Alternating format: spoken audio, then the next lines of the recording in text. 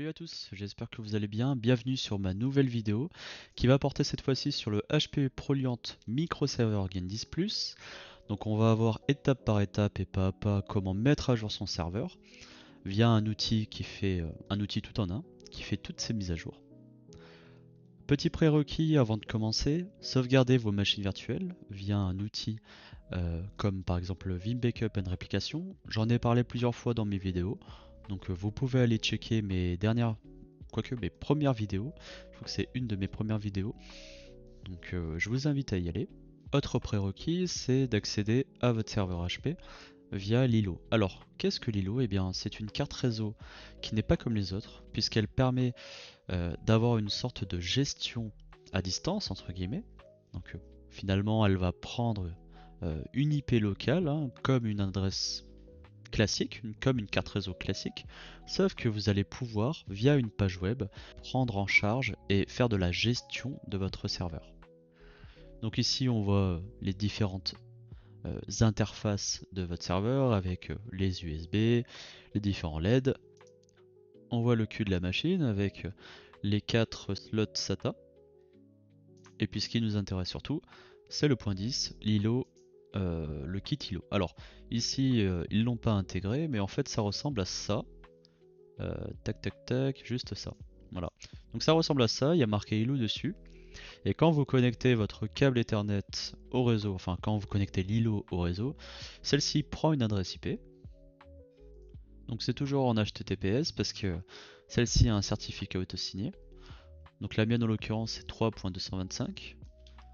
Le mot de passe, l'utilisateur et le mot de passe se trouvent sur une étiquette directement sur votre serveur physique. Vous pouvez changer ensuite le mot de passe. Généralement le login c'est administrator, pas administrateur. Et ensuite le mot de passe soit que vous avez désigné, soit le mot de passe qui est marqué directement sur l'étiquette. Donc nous sommes directement sur l'interface de notre serveur physique. À savoir que même si le serveur est éteint, vous pouvez quand même accéder à cette interface. Donc c'est d'ailleurs pour cela que c'est pas mal pour faire justement des tests ou si votre serveur a des problèmes, ben vous pouvez regarder à distance. Je sais pas, vous êtes connecté en VPN, vous vous connectez à votre îlot, tiens, vous voyez que le système est dégradé, etc., qui s'est éteint de manière brutale. Donc on voit différentes informations, le nom du produit, le serveur name, donc j'en ai pas mis, le système ROM, la date du système ROM, donc on voit 2021, ce qui est pas récent du tout, le SN qui va potentiellement nous aider, ou le Product ID, parce qu'on va le mettre directement sur le site HP pour les drivers, l'ILO, donc on voit aussi la version de l'ILO qui est en 2021, nous sommes le 20 septembre 2025, etc., etc. On peut également directement avoir une console HTML, vous voyez comme ça, pour voir ce qui se passe dans le système d'exploitation installé sur le serveur physique. Donc on voit bien que l'adresse IP de mon Proxmox est en 3.250 par exemple. Alors pour mettre à jour votre serveur, la première étape va consister à vous diriger vers ce site web. Je le mettrai en description de la vidéo. Nous allons mettre notre produit, donc il est dit qu'on peut mettre soit le modèle, soit le numéro de produit ou des mots-clés. Donc on va mettre directement le numéro de produit afin d'avoir un truc vraiment spécifique. Donc on va sur l'ILO. Le product ID c'est celui-ci. On le copie, on le colle et on recherche. Donc on voit que la première recherche c'est HPE Proliant Microserver Gen 10+, qui est notre serveur. On clique sur le premier. Vous avez donc les manuels, les pilotes et logiciels, les alertes, les vidéos. On va se diriger vers pilote et logiciels. Et là, vous allez être perdu, puisque vous avez plein d'informations. Vous avez la RAM, enfin la ROM, pardon. Vous avez des pilotes, vous avez le BIOS, vous allez avoir des applications qui sont directement soit sur Windows, soit sur notre petit Linux, les utilitaires et les logiciels. Alors, il y a différentes façons de mettre à jour un serveur HP Proliant. Il y a soit la méthode étape par étape, qui consiste à mettre à jour étape par étape votre système d'abord ROM, donc le BIOS, qui est le logiciel de base qui contrôle notre serveur au démarrage. Donc tout ce qui est CPU, RAM, carte réseau, etc. Ensuite, le SPS, qui est le Server Platform Service. Donc lui, c'est plutôt un micro-logiciel embarqué sur notre carte mère qui gère tout ce qui est surveillance des capteurs, température, ventilateur, communication entre le BIOS et l'ILO, la gestion de l'alimentation et des événements matériels. Et ensuite, l'ILO. Alors pourquoi l'ILO en dernier? Puisque l'ILO, c'est une interface de gestion. Elle s'appuie donc sur le SPS, donc, qui est le Server Platform Service. Et la deuxième méthode consiste à mettre à jour notre serveur via le SPP, donc, qui est le Service Pack for Proliant. Finalement, c'est un pack complet de mise à jour HPE qui va mettre à jour en même temps le BIOS, ROM, l'ILO, le SPS, les drivers, donc tout ce qui est réseau, stockage, vidéo, les utilitaires et firmware supplémentaires. Alors l'avantage, c'est que tout est testé pour être compatible, donc on peut mettre à jour en une seule opération. Le désavantage, ou en tout cas l'inconvénient, c'est que c'est un ISO à télécharger, donc c'est plutôt lourd, mais je trouve pas que ce soit vraiment un inconvénient en soi. Donc nous allons passer par la méthode 2. On va tout simplement taper SPP et prendre la dernière version. Donc on voit celle-ci, Service Pack for HP Proliant, Gain 10 et 10+, 2025. C'est très bien puisque nous avions des mises à jour qui datent de 2021. On clique dessus. Donc il est demandé de se connecter pour télécharger, donc c'est ce qu'on va faire. Soit vous avez un compte, soit vous créez un compte HPE. Je me suis authentifié. Donc ce qu'on va faire, on va ajouter des produits dans produits concernés avant de télécharger le logiciel. Je vais cliquer sur plus. Cette fois-ci, nous allons prendre le numéro de série. C'est celui-ci. Le pseudo serveur maison. Le groupe, mon groupe privé. Je peux faire suivant. Alors, ce numéro de série n'existe pas. Ah oui, j'ai oublié un F. Et je peux confirmer. Donc je vois bien le nom de mon produit, qui est bien compatible, enfin qui a été trouvé via le numéro de série. On peut voir ici toutes sortes de notifications qui permettent d'avoir des informations sur des alertes par exemple, ou juste des infos classiques sur notre serveur. J'ai remis SPP, je retourne là-dessus. On voit bien le produit concerné. Et on peut cliquer sur l'obtention du logiciel. Donc la version qu'on va essayer d'installer va mettre à jour le BIOS, le système ROM, le SPS et l'ILO 5, ainsi que les drivers, réseau, stockage, etc. Donc on a 3 fichiers, le premier c'est celui qui nous intéresse, et les deux autres, par exemple le checksum, c'est juste pour vérifier l'intégrité de l'ISO. Éventuellement ensuite un fichier de texte ou un fichier de licence. Donc on va cliquer dessus, tac, et télécharger. Donc on clique sur Proceed. L'ISO étant téléchargé, vous avez deux méthodes. La première méthode consiste à prendre une clé USB assez conséquente, environ 32 Go, voire 16 Go. Vous bootez l'ISO directement sur la clé USB, vous allumez votre serveur et vous bootez dessus. La deuxième méthode, c'est celle qu'on va faire, c'est de booter directement notre ISO sur l'ILO. Alors dans un premier temps, ce qu'on va faire, c'est qu'on va éteindre notre serveur, de cette manière. On peut voir ici via la page HTML que notre serveur est en train de s'éteindre. Ok, le serveur s'est bien éteint puisqu'on a une information ici qu'il est bien off. On peut également retrouver cette information sur Server Power. On ouvre notre page HTML. Dans le petit rond juste ici, Virtual Media, on clique dessus. On va prendre CD DVD et local.iso file. On prend l'ISO SPP. On l'ouvre. Le média a bien été inséré. Et ensuite, on va pouvoir allumer notre serveur. Donc on reclique dessus. Tac. Est-ce qu'on est sûr? Oui. Donc l'idée c'est de booter directement sur notre ISO. Donc finalement c'est plus ou moins le même principe qu'intégrer une clé USB sur notre HP ProLiant. Même si à mon sens intégrer une clé USB sur un HP ProLiant reste tout de même plus sûr puisque c'est physique et donc c'est pour moi beaucoup plus efficient. Mais on va faire quand même cette méthode. Donc on tapote sur F11. Ok, on voit que F11 est bien sélectionné. Je sais pas si vous entendez derrière, mais ça souffle un peu. C'est les ventilateurs, c'est normal. Donc on va sur ce menu de boot. L'idée c'est directement d'aller sur l'îlot virtuel, USB 3, CD-ROM, donc on clique dessus. Ok. Donc soit il y a l'automatique firmware, soit l'interactive firmware. Il y a la première option, soit le système détecte automatiquement tous les composants qui peuvent être mis à jour, donc tout ce qui est BIOS, SPS, ILO driver. Donc il applique toutes les mises à jour en une seule fois. Ou l'interactive firmware, donc comme son nom l'indique, c'est SUM en fait nous montre tous les composants détectés et donc leur version actuelle.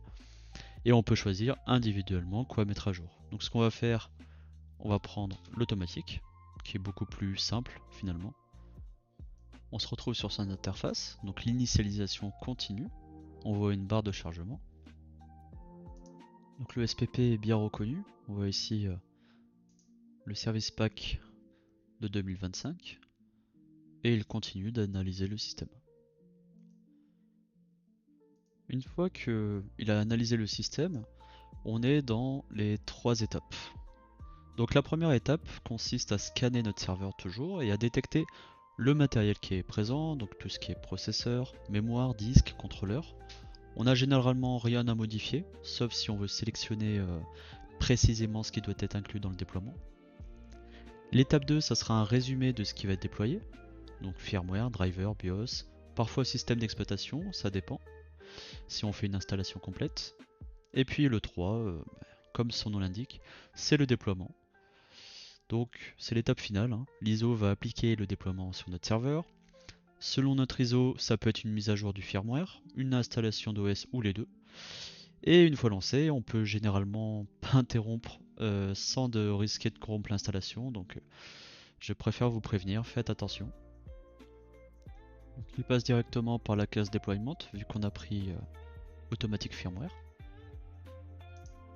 On peut voir qu'il déploie un composant, donc par exemple l'ILO 5. Forcément on a eu la fenêtre de l'ILO qui a fermé puisque la cause est due à l'upgrade du firmware. La mise à jour se passe bien pour l'instant. Alors je pense que vous savez de quoi je parle, mais quand on fait une mise à jour de cette envergure sur un serveur physique où nous avons probablement de la prod avec des machines virtuelles, etc., c'est vrai que la mise à jour d'un SPP, on serre un peu les fesses. Mais pour l'instant, tout se passe bien. Alors le serveur risque de redémarrer automatiquement plusieurs fois, donc veillez surtout pas à couper l'alimentation ou ne fermez pas la session ILO, restez sur cette session.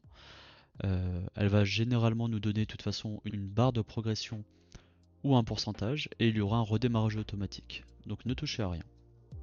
Ok, a priori la mise à jour s'est bien passée.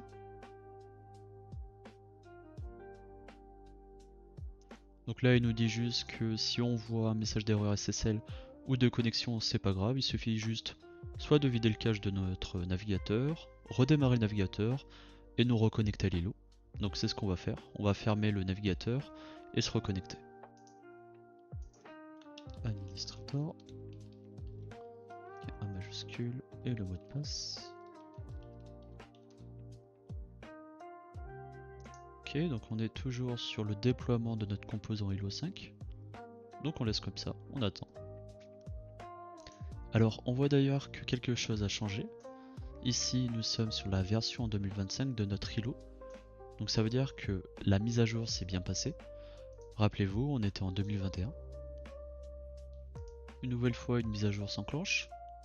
Cette fois-ci on parle du SPS. Le SPS donc c'est l'outil dont je vous ai parlé tout à l'heure. Et en haut à gauche, le firmware est en train de se upload. Alors le déploiement vient de se finir. On a pas mal d'informations. La ROM a bien été mise à jour avec l'ILO 5. Et puis d'autres informations telles que notre upgrade, notre firmware qui s'upgrade pour Linux. On voit finalement que les mises à jour se sont bien passées avec l'ILO qui est bien en 2025, notre système ROM qui est bien en 2025 également, avec l'U48, la dernière version stable de la ROM. Redundant System ROM, elle est toujours en 2.52, ce qui est normal, tant qu'on n'a pas encore basculé ou mis à jour le ROM redondant, donc on peut la laisser comme ça. Pour avoir plus d'informations, on peut directement aller sur le firmware, donc l'OS et software. Alors bien entendu, référez-vous aussi à l'interface graphique de votre serveur, puisque comme on peut le voir, même si le serveur a bien redémarré, on voit que les mises à jour sont en train d'être appliquées. Donc patientez un petit peu avant de faire quoi que ce soit. Un petit message qui nous fait plaisir, firmware update complete successfully, parfait. Et il reboot. Je trouve que l'ILO c'est vraiment une interface intéressante puisque finalement au mieux d'avoir un écran connecté sur notre serveur, des câbles, la clé USB à brancher sur le serveur, etc. Même si tout à l'heure j'ai dit que la clé USB c'est quand même physique, donc c'est directement relié sur le port USB du serveur. Je trouve ça quand même intéressant au niveau pratique, puisque on peut suivre en temps réel tout ce qui se passe, même si on est connecté à distance depuis chez nous. Et le système d'exploitation démarre. Tout s'est bien passé, on a serré les fesses.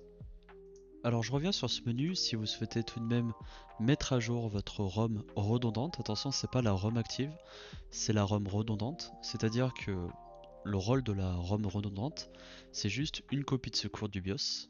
Et généralement, le HPE ne la met jamais à jour automatiquement. Et donc elle reste à l'ancienne version tant qu'on la démarre pas. Donc si vous souhaitez vraiment la mettre à jour, eh bien rendez-vous dans ce menu. Vous allez directement dans Firmware. Ici nous voyons Redundant System ROM avec la version 2021. On voit que la version principale est bien à jour. Et en fait, ce qu'on peut faire, c'est switcher. C'est-à-dire, au lieu de prendre cette version-là, nous allons prendre l'ancienne version. Vous avez un petit logo qui permet de switcher en fait votre ROM. Donc là, est-ce que vous êtes sur Yes? Ok. Il suffit maintenant de redémarrer le système comme l'ILO nous le dit. Donc c'est ce que nous allons faire, nous allons redémarrer. Nous cliquons sur Reset. Ok.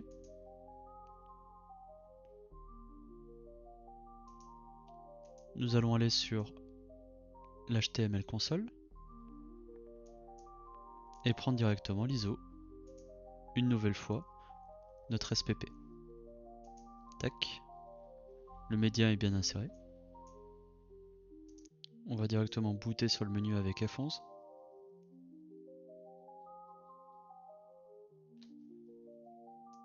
Donc on voit ici directement que l'interface a bien changé au niveau de notre ROM principal. Nous sommes bien maintenant en 2021. Donc c'est nickel. Ok, on boot dessus. Comme tout à l'heure, on va choisir automatique pour pas s'embêter à choisir manuellement. Alors, dans cette vidéo, on fait les choses vraiment au plus simple. Comme vous avez vu, ça marche tout aussi bien en automatique, mais je vous invite vraiment à prendre finalement manuellement, quand vous êtes en production surtout, pour vraiment voir quel type de mise à jour sont faites et quel type de mise à jour vous pouvez choisir, parce qu'il pourrait y avoir potentiellement des bugs avec certaines mises à jour. Alors je dis pas que c'est le cas, mais il faut toujours s'informer, on ne sait jamais. Comme tout à l'heure, un petit inventaire, et on passe enfin au déploiement. Vraiment l'information utile pour savoir si après le déploiement tout a bien fonctionné, en tout cas au niveau des mises à jour, c'est de vérifier les dates. Donc là on voit qu'on est toujours en 2021, c'est normal, il est en train de faire la mise à jour. Et lorsqu'on va redémarrer le serveur, normalement ce sera en 2025. Il est possible aussi d'avoir des informations du déploiement de composants. On voit que le composant U48, donc la ROM en question, est en train d'être mise à jour vers la 2025. Et une autre info utile, c'est carrément l'update du firmware, la petite information juste en haut. On peut cliquer sur Reboot et attendre que le serveur redémarre. Cette vidéo est désormais terminée, j'espère qu'elle vous aura plu et qu'elle vous aura appris à mettre à jour votre serveur physique HP ProLiant, à savoir que peu importe la version de votre serveur HP, c'est plus ou moins la même méthode. Vous avez un outil SPP, donc vous pouvez utiliser cette méthode. N'hésitez pas à partager la vidéo, un petit like, un petit commentaire, abonnez-vous, ça fait toujours avancer le bousin, et nous on se revoit très vite. Allez, bye.